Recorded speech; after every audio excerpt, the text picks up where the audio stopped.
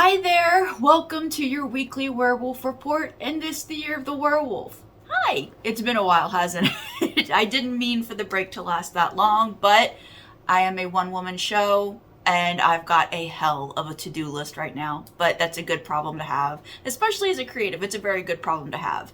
Now look, today has been a day already. It has just been a day. I'm very tired. I don't feel good. My hair is still wet. I just plopped it on top of my head. But I did manage a little bit of makeup because I'm here to talk about monster movies, not make one.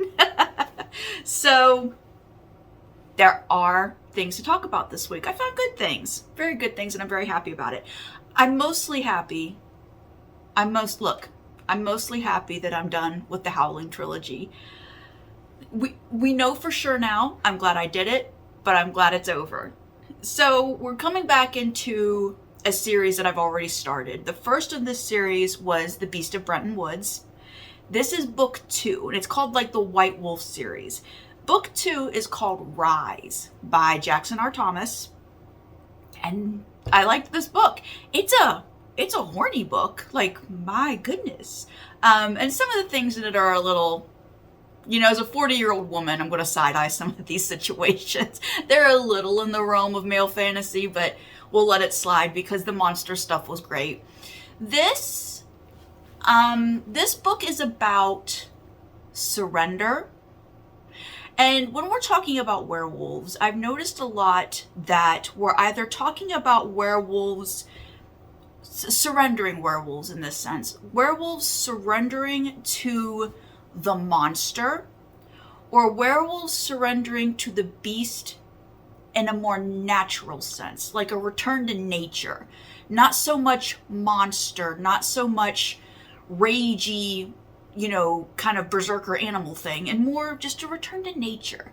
Now these books, no, we are full on monster, rage, not making a whole lot of sense, logic isn't ruling them. This is a monster book. A monster is at the center of it. Also at the center of it is an amazing character, Kathy Wilcox. She was in The Beast of Brenton Woods. She's in this one, and I love this character. I hope we get more of her in the future because there's another White Wolf book out there somewhere. There seems to be some muck going on with these books. I know that there's some maybe light rebranding going on. We'll see. When I know, I'll tell you. But I absolutely recommend this book. This was a fun one. It's not super long, maybe a little longer than a novella, but if it's a novel, it's a short length one. I had it read in 2, maybe 3 sittings. It's fast paced, great monsters, great characters. I liked it. It maybe got a little into the Skinamax territory there for a second, but again, it's nothing I can stay mad at. I didn't even really get mad at it. I just kind of like, okay, if you say so. But it was a fun read. I enjoyed every second of it.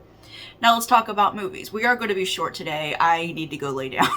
I'm going to go make dinner for my family and go watch Murder, She Wrote. That's the rest of my night. 2 movies.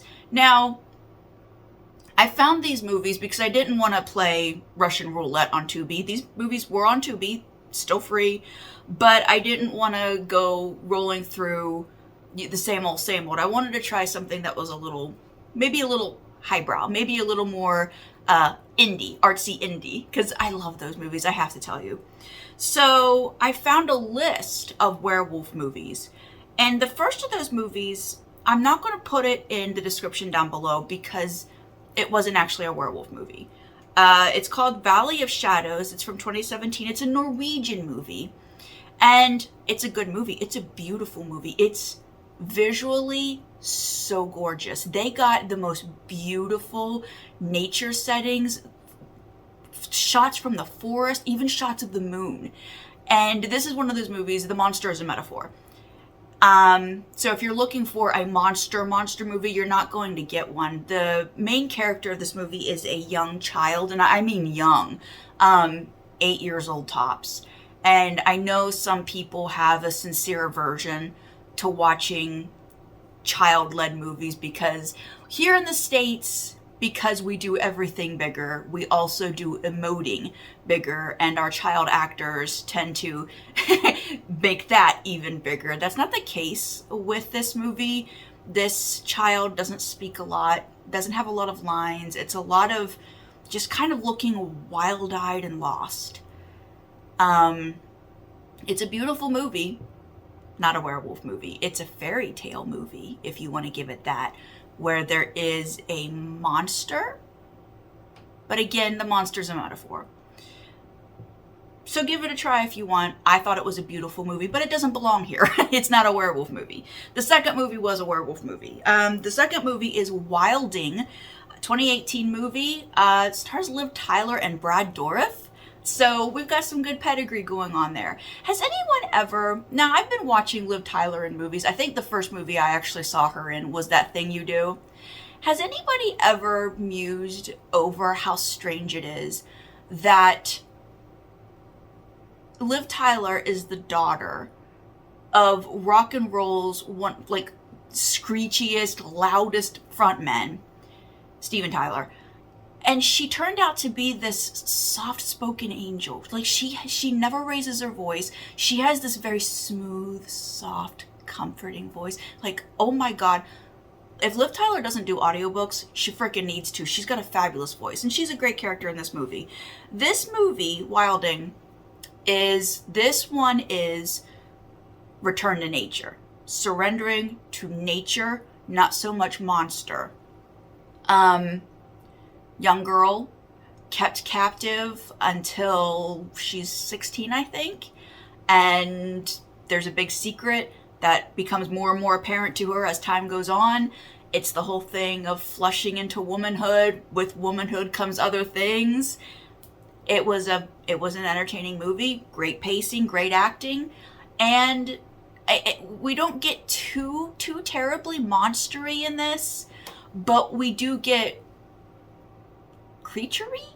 Is that a word that I'm comfortable using? Yeah, it is. So not monstery, but animal, if that makes sense. And if you watch the movie, you'll get what I mean. Now, I think Melanie Tem wrote a book called Wildling that I've read. I didn't like that book, but I like this movie. They're not based on anything. They're not related in any sort of way, just except for the title. Yeah, this was a fine movie. It's never going to make my top 10 or anything, but your time is not wasted with this. Brad Dourif is Brad Dourif in this. He's always someone who is at his best. And there are a couple scenes where he is Brad Dourif. You'll know what I mean when you see it. And these are both on Tubi. Very easy to find, very easy to watch. Let's do a small aside before I go. I would like to know, and maybe somebody has read an interview or talked to him or been on panels where he's done conventions. Did you ever notice he does this thing, and he did it in The Exorcist 3, and he did it in, was it The X-Files, where he was the, you know what I mean, where he was on death row and he could, okay. When he is maintaining like severe eye contact and he's being really intense and he's delivering these very intense monologues and he doesn't blink and tears roll down his face. Do you ever notice he does that? I wonder if that's intentional, like he's intentionally crying because he's being so intense, or if it's because he's not blinking. I've always wondered that, because it was always something, especially in Exorcist 3, with the tears constantly rolling down his face. I always wondered if he was doing that on purpose, if it was something of like the last of his humanity gripping on. Trying not to give away spoilers if you've never seen the movie, but I wonder if that's a thing on purpose. Something to wonder about, I guess. But that is it for this week. So there's a book, Rise by Jackson R. Thomas, and Wildling. And you check out The Valley of Shadows if you've got time. It's a quiet movie.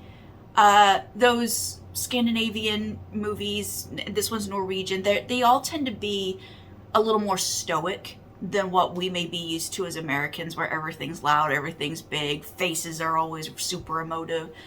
There are awful things that happen in this movie. Awful things, and they're all just kind of taken with blank faces, And there are things that happen that are horrifying, like this tiny, tiny child, very, very small child, getting lost in the woods, and you know, he encounters a moose, and he's just, that's in itself is horrifying, this very, very small child. And I thought it was a beautiful movie. I actually really, really liked this movie. But it's not a werewolf movie. If you want to get nitpicky, you could say it is, but we're looking for monsters here. It's not what I'm looking for, but I recommend it anyway. So that'll be it this week. Thank you for your patience in the break. Thank you for being here.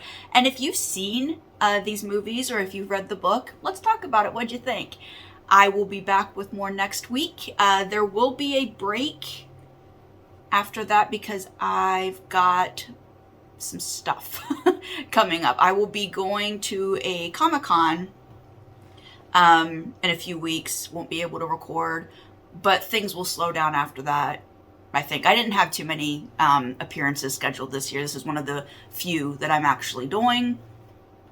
So there will be a few more hiccups as the year goes on, but we do what we can. Thank you for being here. Thank you for your patience. Thank you for commenting and the recommendations. Believe it or not, I'm actually starting another trilogy next week. So we'll get to that when we get to that, and that'll be it for me this week. Bye.